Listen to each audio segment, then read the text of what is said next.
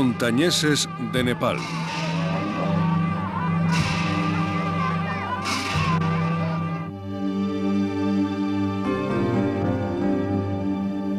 Himalaya significa en sánscrito la morada de las nieves.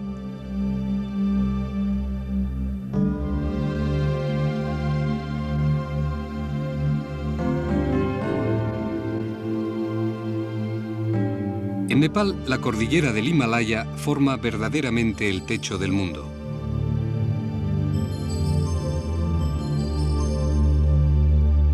Aquí está el Everest, 8.848 metros, la cima más alta de este planeta. 8 de los picos de más de 8.000 metros se encuentran en Nepal. Al Everest en Nepal le llaman Sagarmatha, la cresta de los océanos. Bajo este imponente pedestal se abre un mundo donde aún los montes son dioses. Nepal Adhiraja, el único reino hindú del mundo, tiene una población de 15 millones en un territorio que es como un rectángulo de 800 kilómetros de largo y 200 de ancho, rematado al norte por el Himalaya y el Tíbet.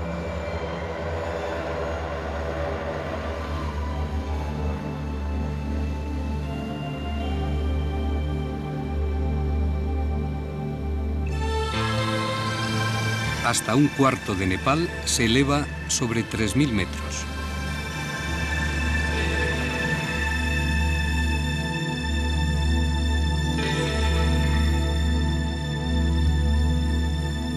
Al pie de las mayores montañas del planeta Tierra se extiende el extraordinario mosaico étnico de Nepal, un país donde se hablan hasta 36 lenguas y dialectos tanto de origen tibetano-birmano como indoario.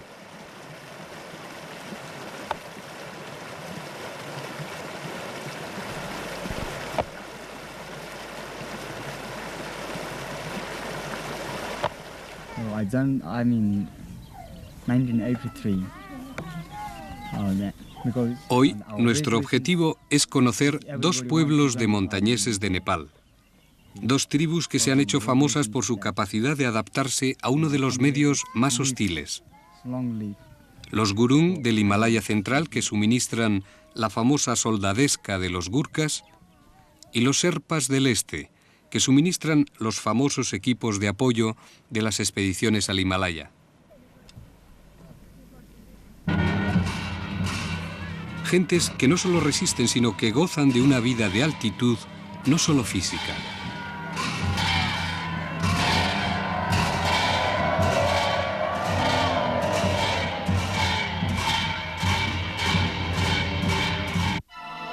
Sir Edmund Hillary, el neozelandés que conquistó el Everest en 1953 junto al Sherpa Tenzing Norgay, entendió algo más que escalar una cumbre, aunque fuera la máxima.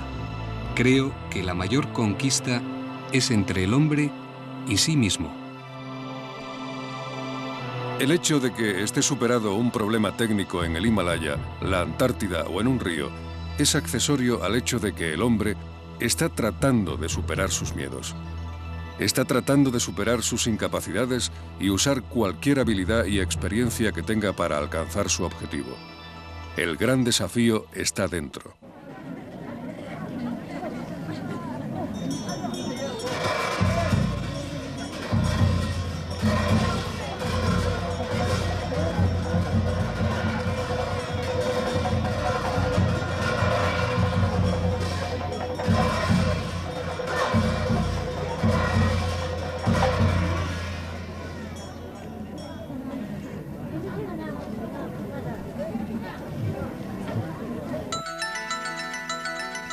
Al final de la Segunda Gran Guerra, Nepal se abrió por fin a los extranjeros y Tíbet se cerró.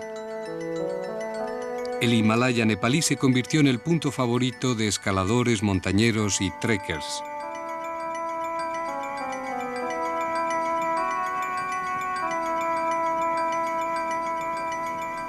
Son quienes se encuentran en la región de Solukhumbu a los Sherpas, palabra tibetana que viene de Sher, este, y Pa, gente. La gente del este son hoy unos 20.000 habitantes que no solo se han adaptado a una de las regiones más inhóspitas del planeta, sino a reciclar su vida conservando sus raíces tras el impacto de 5.000 turistas anuales.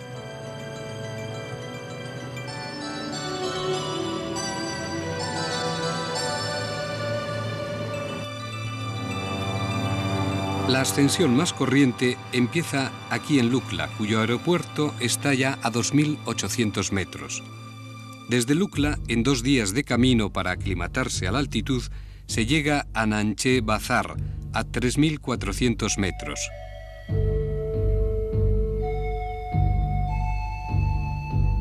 Nanche Bazar es la metrópoli Sherpa, el centro de comercio mayor y la base de partida hacia los grandes picos y las grandes soledades que aún encierra Solukhumbu más allá de la venta de souvenirs.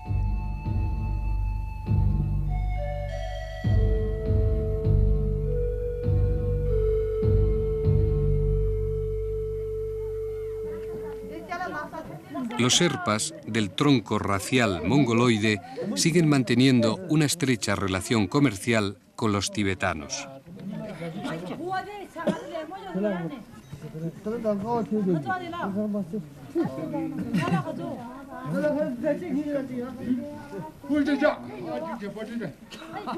Los viernes llegan a Nanche Bazar los tibetanos a vender leche en polvo china, sal, té y a comprar ganado, tintes, patatas secas.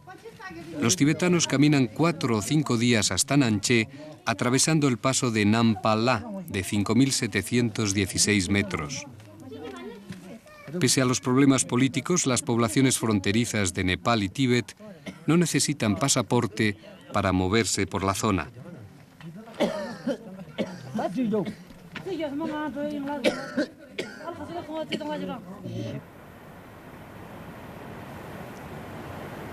A una jornada de Namche, en la aldea Sherpa de Tame, confluyen los caminos que van al valle nepalí de Rolwalin y al paso Nampa La.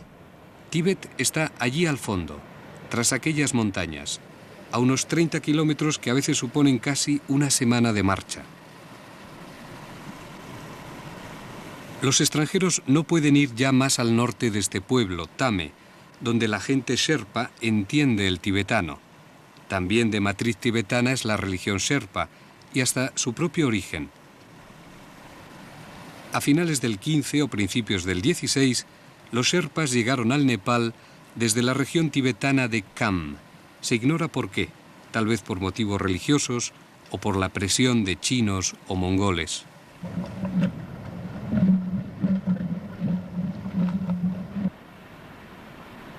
Tibetano es también el sucha o té Sherpa, que se bate con sal y mantequilla de yak.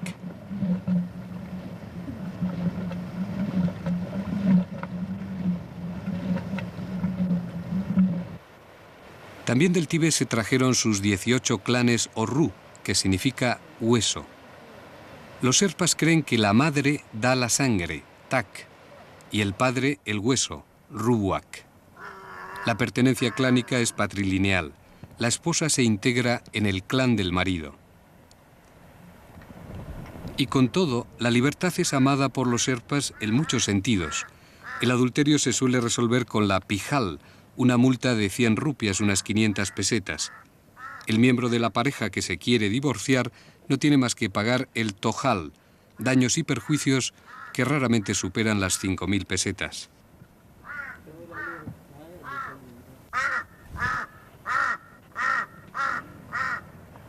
Este es un matrimonio de Sherpas de Tame, una aldea de unos 700 habitantes. El marido, Phur Va Tenjin, trabaja como porteador en expediciones del Himalaya. Desde 1953 a 1984 murieron 116 Sherpas ayudando a los occidentales a coronar cumbres.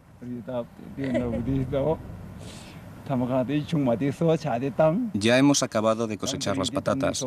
Ahora hay que cuidar de los yaks. Cuando no me sale algún trabajo de Sherpa para trekking, yo ayudo a mi mujer en nuestro campo. Antes sí que era difícil para nosotros, Pero ahora hay algo de mejora, porque cada fin de semana hay mercado en Anché y podemos vender patatas. Y así nos apañamos, y también con nuestros 2 yaks y 3 tokyops.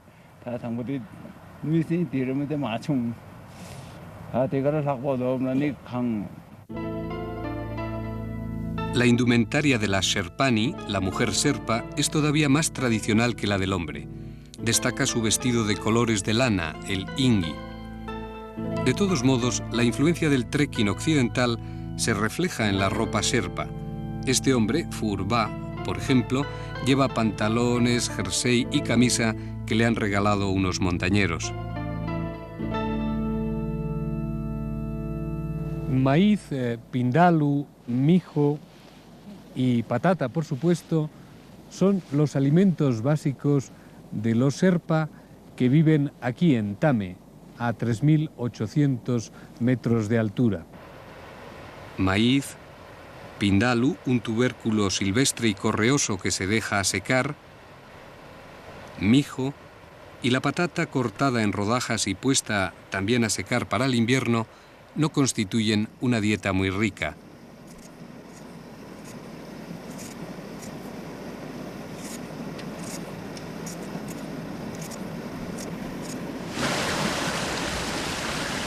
Pero los Sherpas cuentan con los yaks. Y los Sherpas solo poseen prestigio con cabezas de yaks. Este bóvido se aclimata mal por debajo de los 3.500 metros. Pero en las alturas, el yak y la nak, la hembra, son básicos por su leche y mantequilla, por sus cueros y carne. Al cruce de yak y búfala lo llaman zopkyok. Este híbrido de yak sí se aclimata mejor en menos altura. Los Sherpas, que son budistas tibetanos, colocan banderas de oración en sus casas, pero también en los lomos de sus yaks. On Mani Padme Hum, viva la joya del loto.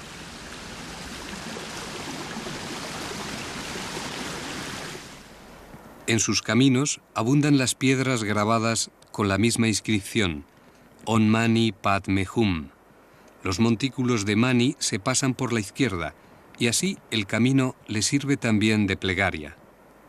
Como las banderas impresas de oraciones On Mani Padme Hum que los Sherpas ponen en los árboles y las zarzas en sus casas o en el camino que lleva al monasterio de Tame a 4.000 metros de altitud.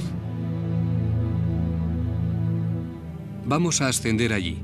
Las Mani bordean el sendero con su oración machacona, On Mani Padme Hum.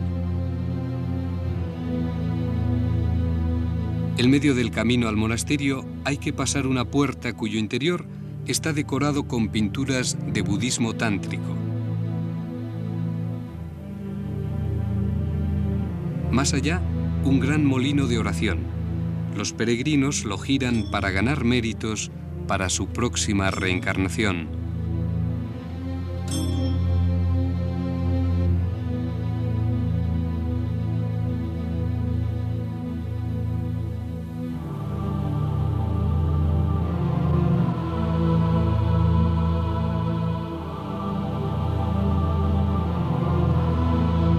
El Gompa, o monasterio de Tame, es uno de los más altos del Himalaya.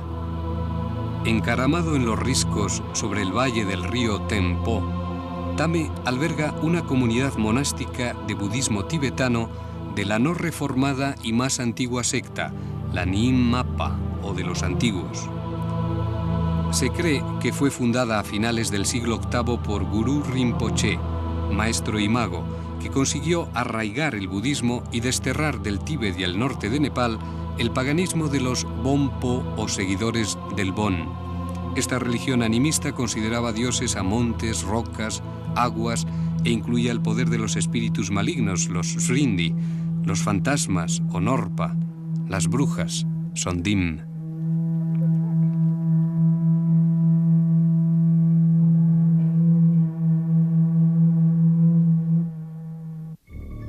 Ya más arriba de este monasterio solo se alzan las montañas como el Tanserku de 6.500 metros, el Kusunkangi y el Kanteka o silla de caballo.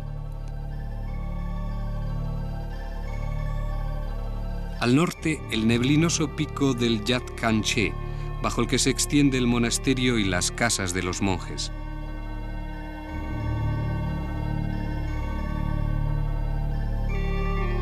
Suelen ser de Thame y otros pueblos cercanos, y además hijos de campesinos ricos que pueden costearles una casa cerca del templo.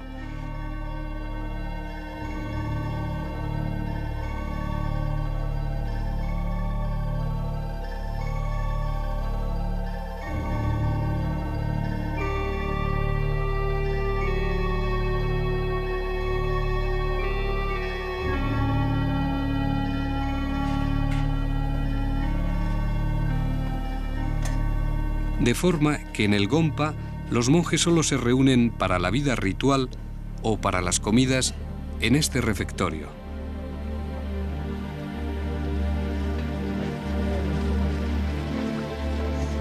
Hace 300 años, el lama Sangha Dorje fundó aquí este monasterio, reconstruido luego varias veces.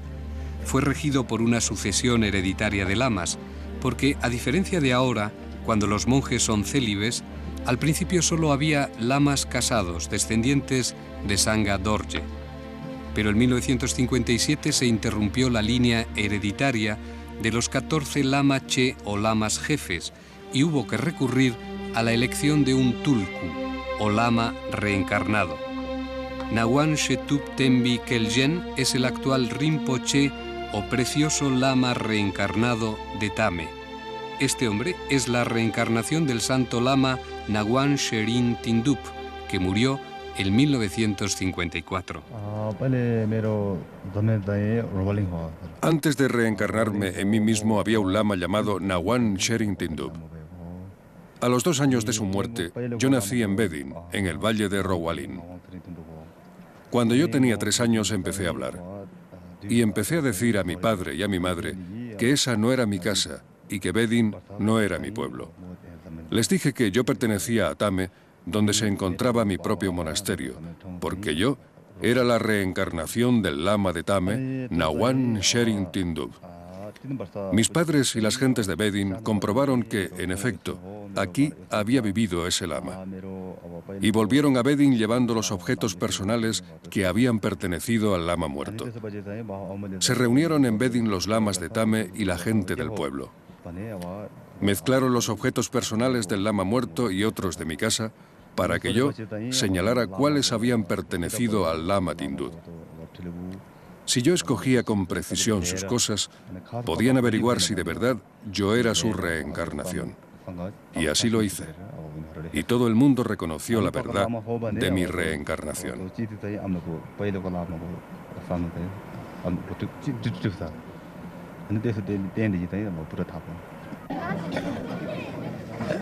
El precioso reencarnado, tras estudiar 16 años budismo tibetano con su maestro, el Tushi Rinpoche de Rongbok, se hizo cargo de este monasterio, donde hay otros 2 lamas o sacerdotes y unos 50 monjes.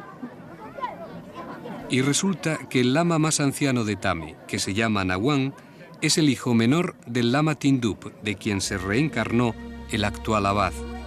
De forma que el actual abad, que tiene 32 años, vendría a ser como el padre del lama más viejo, que tiene 70 años.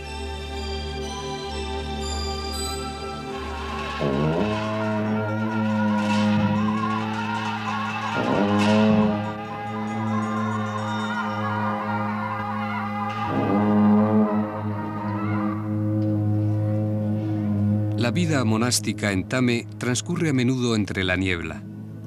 Ya no llegan aquí los afanes del mundo. El valle de Thame también se llena de niebla, mientras lamas y monjes se perfeccionan para ellos y para los demás, tratando de mejorar e incluso de romper el ciclo de las reencarnaciones.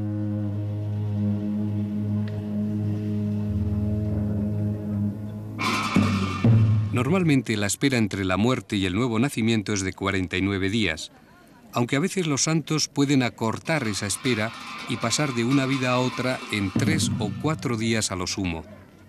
La gente corriente lo que más teme es que su mala conducta les haga reencarnarse en animales, por ejemplo en un perro.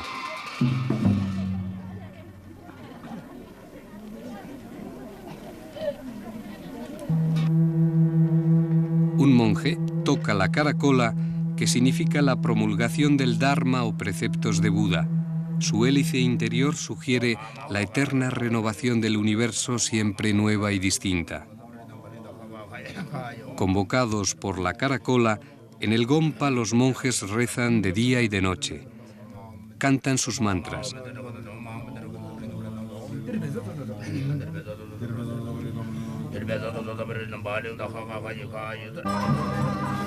De repente, los dunchen o cuernos telescópicos con sus notas bajas y las sencillas frases musicales de los gyalins o boes se juntan con los tambores y las campanillas. Estalla una tempestad serena. Las fuerzas cósmicas del universo y las energías del individuo forman parte del mundo.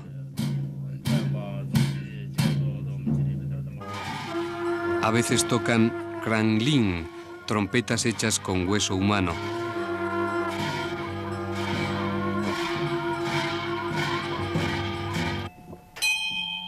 También los libros y las pinturas sagradas hablan de esas energías globales, aunque nadie levita en Thame ni viaja por la tierra a la velocidad del viento. Pero todo gira, desde el molino de oraciones de la entrada hasta los mantras que se repiten Om Mani Padme Hum, intensificando la insignificancia de poseer un solo ego para toda la vida. Los monjes retocan sus disfraces y los torma, su comida votiva, unos conos de pasta de harina.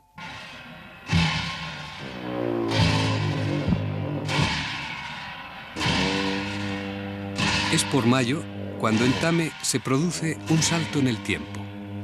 Por las tardes, en la plaza del templo, los monjes ensayan sus bailes con destino al Mani Rindu, un festival para enaltecer la victoria del budismo sobre la vieja religión pagana del Bon, para liberar a la región de Khumbu de sus diablos, para bendecir a los Sherpas en su actual reencarnación.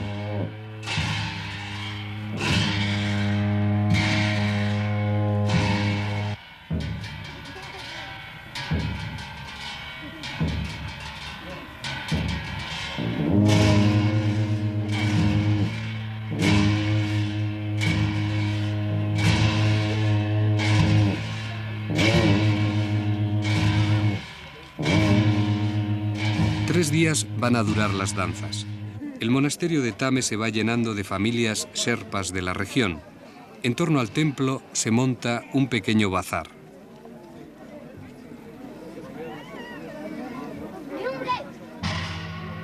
El joven abad preside los actos del Mani Rindu. El viejo abad, su teórico hijo, le sigue en el escalafón. Pero el trono principal lo ocupa una foto del Tushi Rinpoche, que vive en Solu. Es una de las 4 grandes jerarquías del budismo tibetano, junto al Yetal Rinpoche, el Tenjin Rinpoche y el Khensi Rinpoche, todos bajo el Dalai Lama, que está por encima de todas las sectas.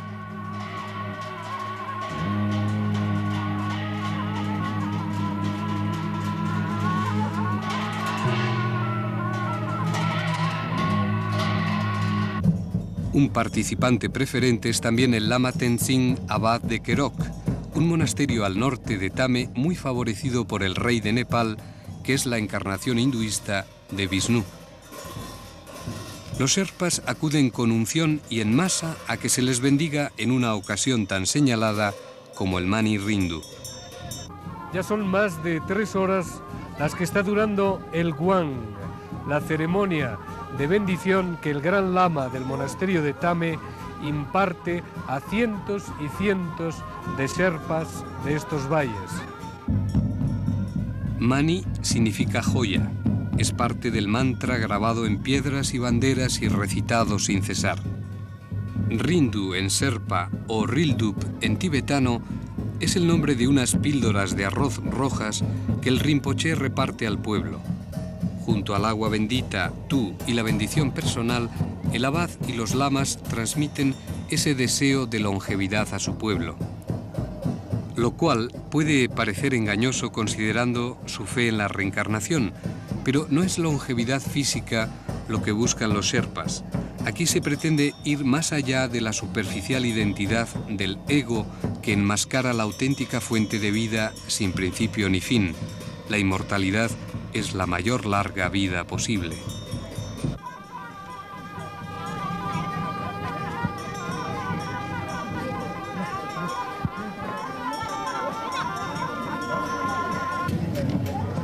Pero entre tanto, los Sherpas dan sus donativos a los monjes porque hay que vivir también ahora, en este mundo.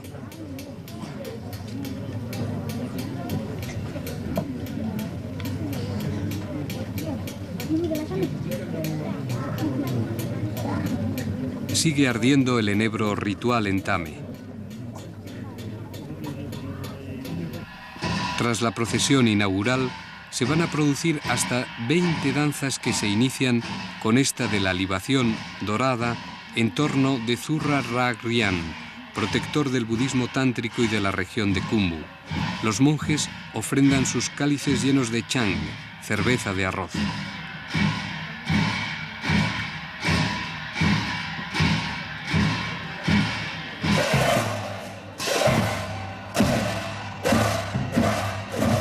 Este otro baile de máscaras es de los Jinpa o guardianes de las 4 puertas o 4 puntos cardinales.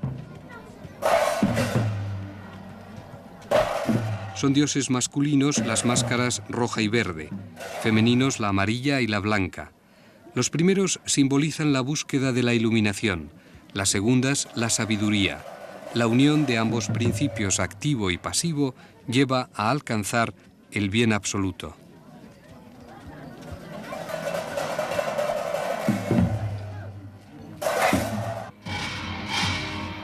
Esta otra danza rememora a Padmasambhava, o el Guru Rinpoche, el vencedor de los demonios, enemigos de la predicación del budismo en el Tíbet y norte de Nepal. No solo los venció, sino que con sus poderes mágicos los convirtió en defensores de la nueva fe.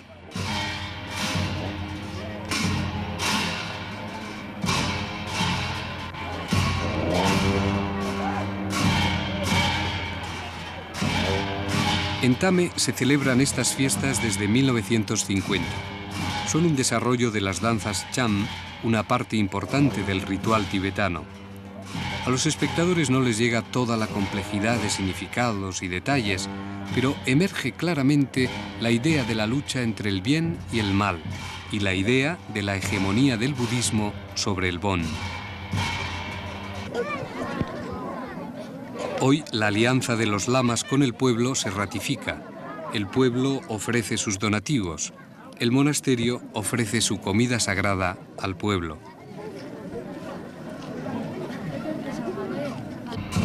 A veces el cariz de algunas danzas como esta Durdak o de los señores del cementerio evoca los autos sacramentales europeos. Estos chitipatis o esqueletos humanos antes fueron malos espíritus. Ya fueron vencidos por el budismo y ahora ayudan a los humanos contra todos los destructores de muerte. El mayor enemigo es el demonio simbolizado con esta marioneta, Psangba, tirada al suelo en la danza macabra. Otras veces, las escenas suponen un interludio cómico, como en esta Mitse Ring. Un viejo sabio budista se cree que encarna a Hua Shang, fundador de la secta Chan, se ha apartado de la recta vía y empieza a tropezar en todos los sentidos, ganándose la mofa popular.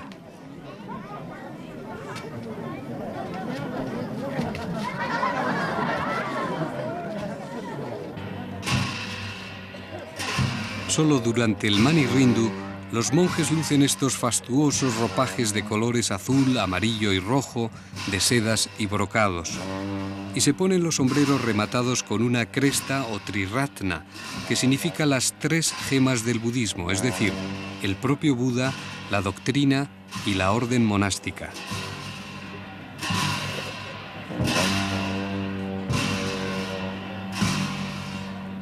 Sobre todos, vela el precioso reencarnado que lleva camino de convertirse además en un bodhisattva, es decir, en uno de esos santos vivientes del budismo que aplazan su propia liberación para ayudar a los otros aún atados por el espectro del ego.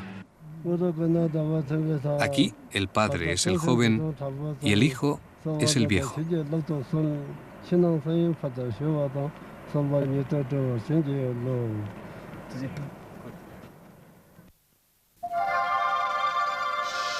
Los gurún viven en las laderas y valles al sur de la cordillera del Annapurna, en el centro oeste de Nepal.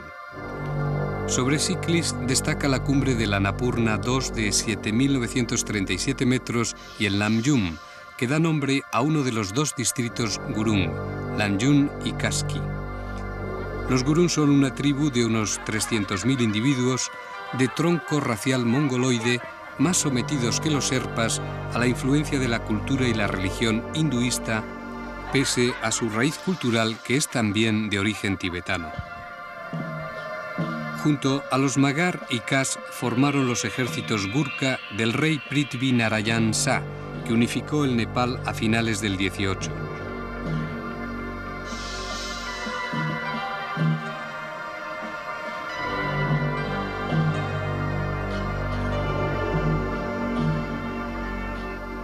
Al amanecer vamos a iniciar nuestra marcha a la región gurún.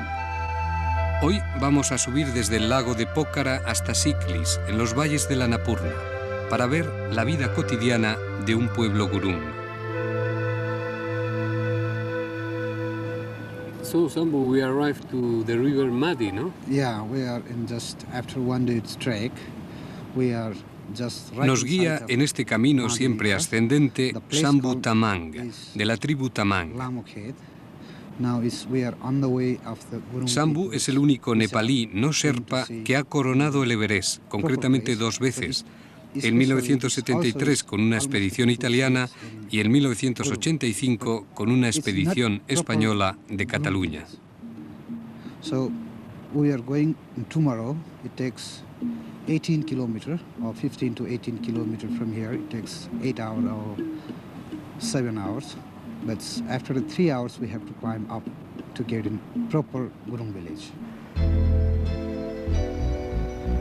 A menudo cruzamos puentes colgantes y abajo dejamos el fragoroso río Madi.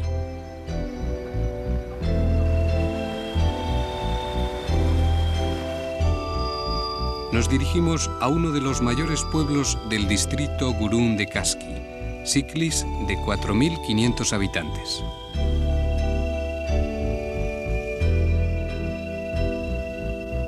No es desde luego el Shangri-La que describió en 1933 James Hilton en su novela Horizonte Perdido.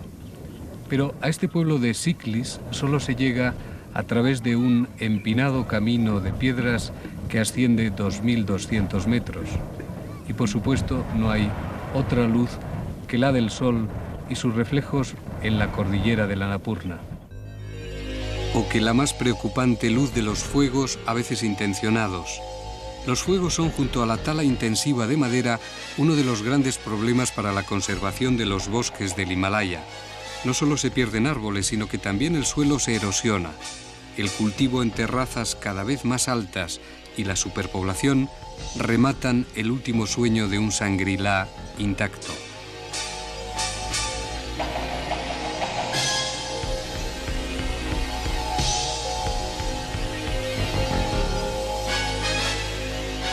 Con todo, siempre hay otras luces. En Siklis, el sol rebota sobre los tejados de calamina. Son de introducción moderna y evidencian que este pueblo tiene mejores ingresos que en otras partes de Nepal, donde la renta per cápita al año es de unas 25.000 pesetas. Aquí aún muchos jóvenes engrosan las filas de los 3 batallones británicos de Gurkhas y los 6 regimientos de Indian Gurkha Rifles. Pasé 26 años en el ejército indio. Hace 3 años me retiré. Cuando era joven prefería el ejército, pero ahora que soy viejo prefiero trabajar en el campo. Tengo 10 ropani, media hectárea mía. Los Redcoats ingleses quedaron impresionados por la fiereza de sus antiguos enemigos, los Gurkha, y los reclutaron a partir de 1886. Eso cambió la vida de estos valles al pie de la Annapurna. En 1987 el ejército británico pasaba pensiones a 15.500 gurkas reclutados desde 1948. A tenor de 324 libras anuales significa pensiones por 5 millones, que más los salarios de los 8.200 soldados gurkas en activo llegan a 10 millones de libras anuales, unos 2.000 millones de pesetas.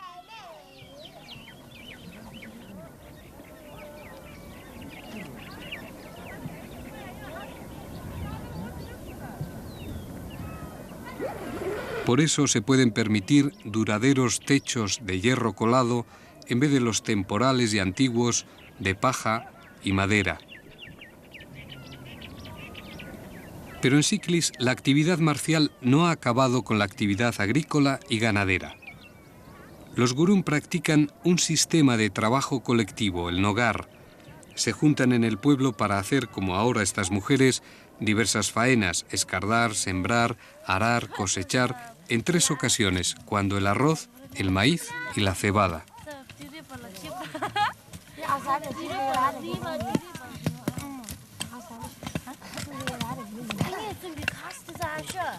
Las mujeres visten una farilla, un sari de influencia hindú, y se perforan el tabique nasal para ponerse un adorno, el yanke bulake, o anillo de nariz.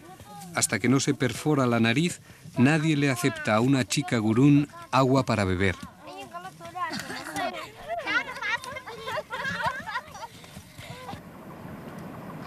También algunas gurún llevan lajure pulli, o adornos que les atraviesan la oreja.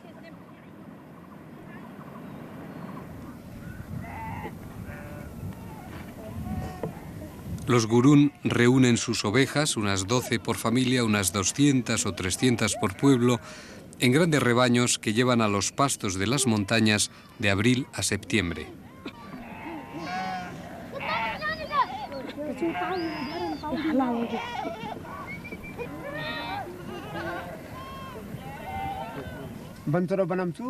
Los gurún siempre se han distinguido por sus cuchillos, los kukri.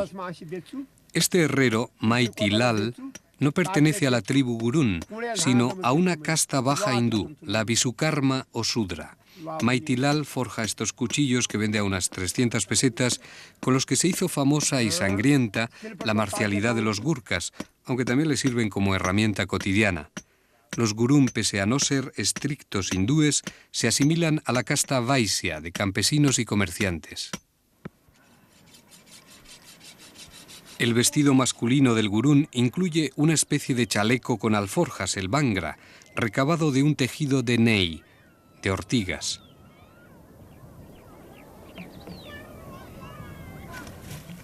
El renga, o tejido de ortigas, habla también de la aspereza de la vida montañesa.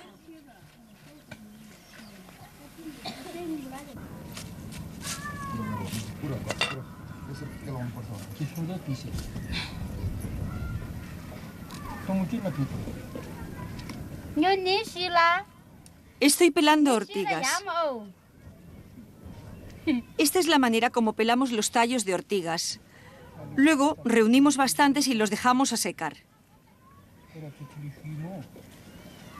Después de que se sequen, hay que cocer las ortigas en agua con cenizas.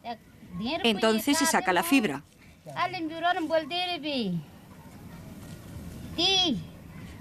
Y después de eso, se frota con cáscara de arroz. Y hay que golpear las ortigas con un martillo.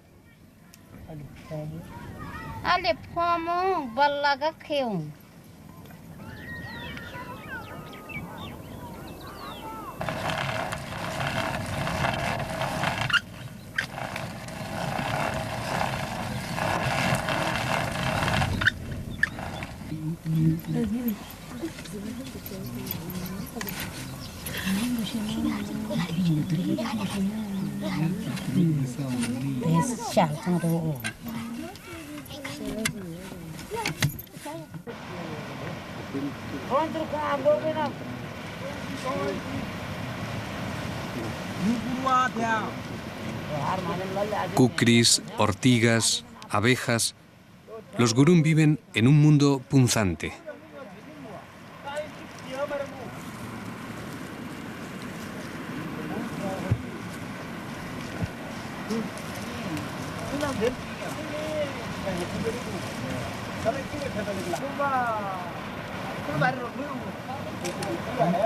Cuando llega la luna llena de abril, los gurún se disponen a cazar la miel.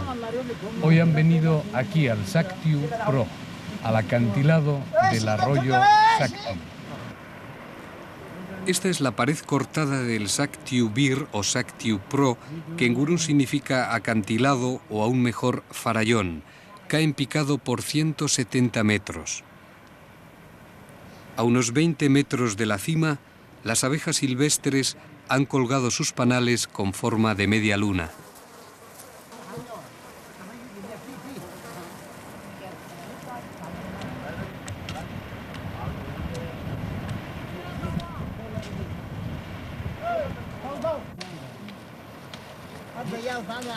Actualmente, solo en muy raras ocasiones, los gurún organizan una batida de caza de miel. De nuevo se trata de un trabajo colectivo, aunque el protagonista indiscutible va a ser este hombre, Sher Bahadur Gurung. Bebe unas gotas de chang, cerveza de arroz, para animarse.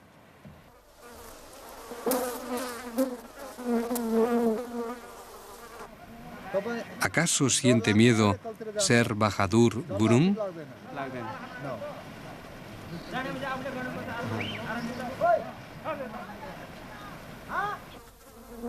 De todos modos, Sher Bahadur, antes de bajar a la colmena feroz, realiza una puja, una ofrenda al espíritu del farallón del Saktiu. Echa granos de arroz al aire para propiciar el espíritu.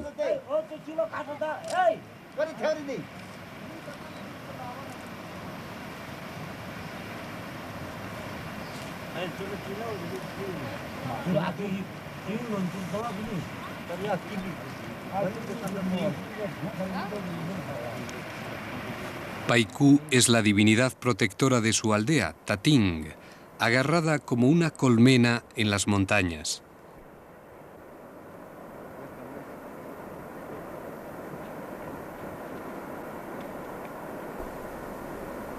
Y en Saktiu Pro, que pertenece al término de este pueblo, Taitung, se venera a Paimokyu, a Kasakti, a Sadau y sobre todo a Dotiko, un dios para las dos estaciones, la seca y la del monzón, para que las cosechas sean abundantes. O para que la miel cunda. Hoy se juntan hasta una veintena de pueblerinos de la zona de Taitung y Parche. Todos ayudan porque van a participar del fruto de esta caza milenaria. Hay que preparar ramajes para hogueras cuyo humo ahuyente los enjambres de miles de abejas enfurecidas.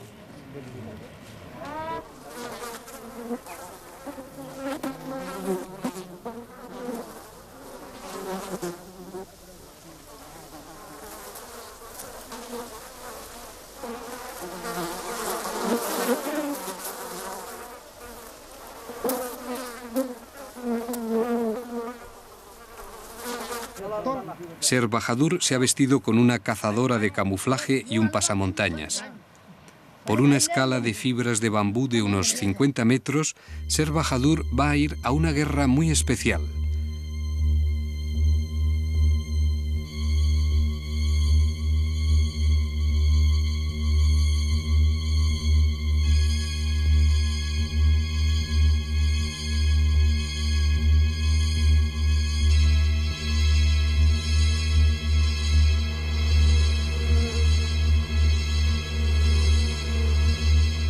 Millares de abejas del tipo Apis laboriosa, las mayores en tamaño, 20 milímetros de longitud, no van a aceptar de buen grado el ataque de los gurung.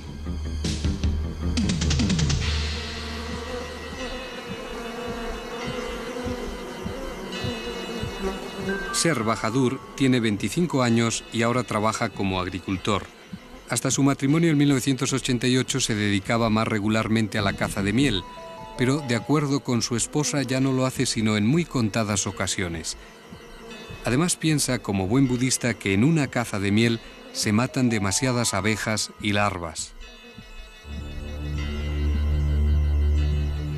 Así, Sher Bahadur, que podría haber sido un militar como tantos otros gurún, no se ha lanzado al vacío con el famoso grito de guerra de los Gurkhas, Gurkali Arjo, los Gurkhas os caemos encima, sino con mucha concentración y cuidado. Cualquier movimiento en falso le haría despeñar. Ser Bahadur Gurung, el lanzarote Gurkha, sitúa en la punta de su lanza de bambú un manojo de hojas encendidas para atacar las medias lunas de los panales.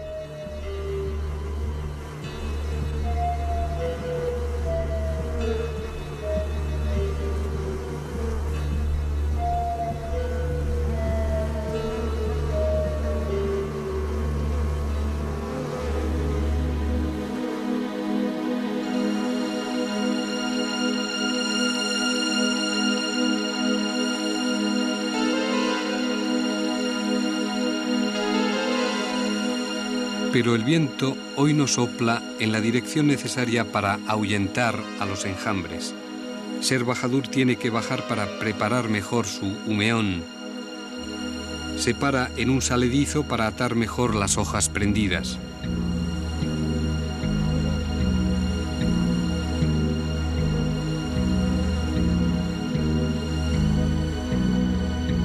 Iza de nuevo el humeón de ramas verdes. Ahora el viento sí sopla en la dirección apropiada para que Ser Bahadur pueda cazar.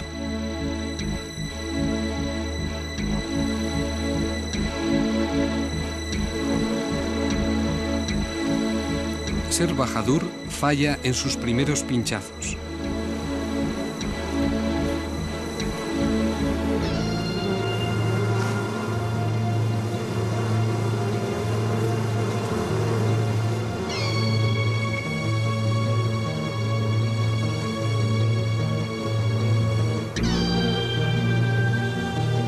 Algunos panales se despeñan por 150 metros hasta estrellarse en las rocas del río Saktiu.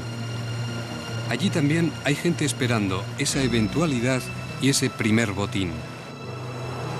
Pero cuando Ser Bahadur consigue ya que el manojo de hojas de su humeón haya ardido bien, empieza el definitivo ataque a las colmenas.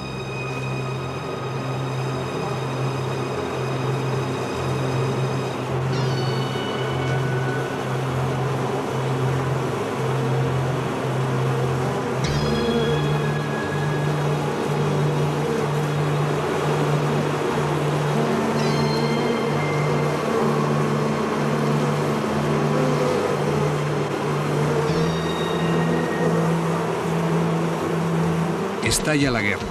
Entre el humo y los lanzazos, los enjambres de abejas despavoridas zumban en torno a Ser Bahadur.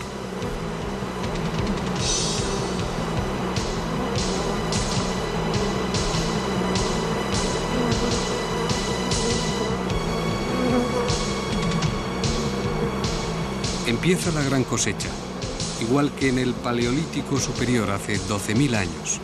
En los valles de la Annapurna, la historia del hombre y su ardua subsistencia no ha variado tampoco mucho.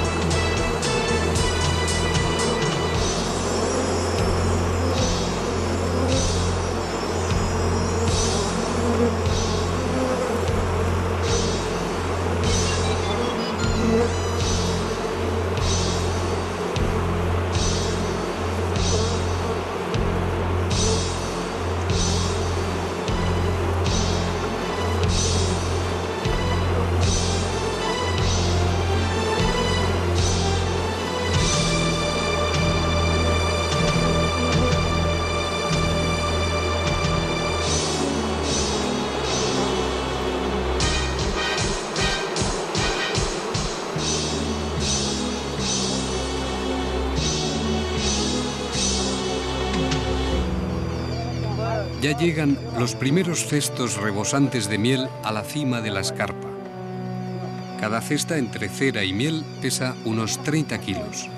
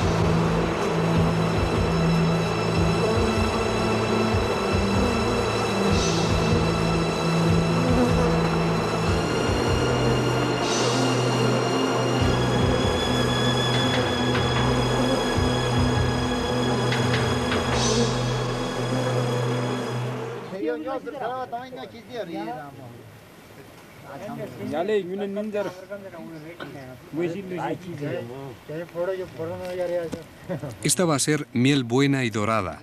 Se oscurece si no se cata en el tiempo justo, ahora, tras la luna llena de abril.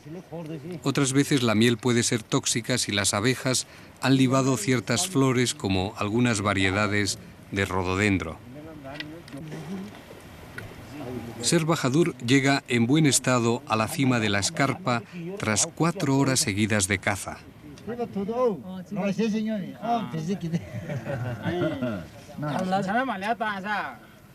Se bebe ahora un largo trago de chang, de cerveza.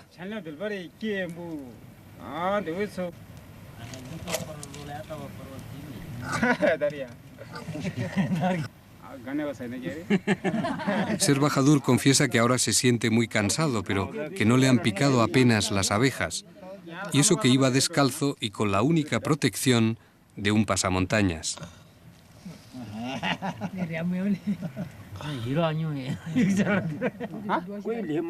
No todos pueden decir lo mismo. Entre los compañeros del cazador las abejas han picado a placer.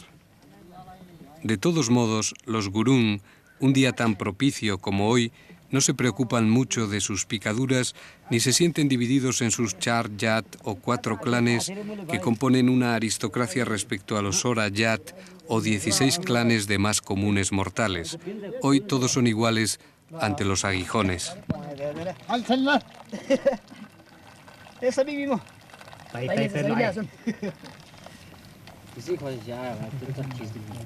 Ahora filtran la miel de la escarpa de una forma rudimentaria. Pero también se van a comer en una especie de sopa picante las larvas de los panales. Y por supuesto van a aprovechar la miel. Se meten en la boca trozos de panal con las celdillas rebosantes y escupen la cera.